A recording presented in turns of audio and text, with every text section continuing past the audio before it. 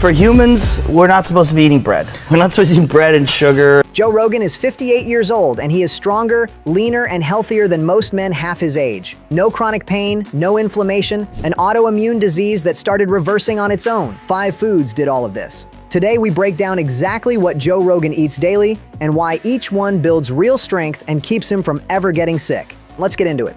Food number 1, eggs. Now, forget everything you've been told about breakfast because Joe's morning routine is a nutritional powerhouse. He uses eggs.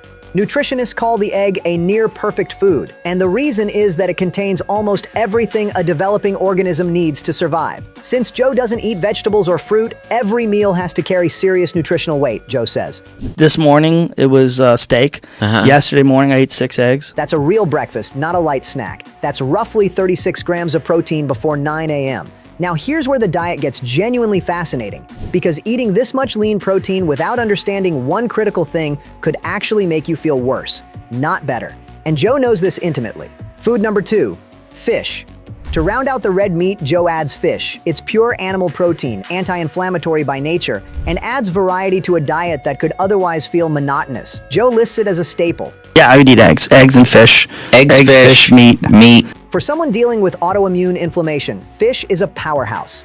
The omega-3s in salmon or sardines are some of the most well-studied anti-inflammatory compounds in nutrition science. For Joe, fish isn't just food, it's medicine in a very real sense. Food number 3, fats. Here is the most misunderstood part of Joe's diet. If you just eat the eggs and the lean meats we've talked about, you could actually end up in the hospital. Joe realized this quickly. And I needed fat because elk in particular is very lean. And your body does not want a low-fat diet with low carbohydrates. There's a thing called rabbit starvation. Rabbit starvation is a real documented condition. If you eat only lean meat, like rabbits, which have almost zero body fat, your liver gets overwhelmed trying to process the protein without fat or carbs for energy. You can literally starve to death while eating plenty of food. To fix this, Joe added a deliberate fat source, bacon, he explains. I'm taking in fat from like bacon. By adding bacon, he ensures his body has enough fat to burn for fuel, a state called ketosis. If you don't eat enough fat, your body has nothing to burn. Food number 4, elk. This is where it gets interesting. Joe is an avid hunter, and elk is a wild meat that is dramatically leaner than beef.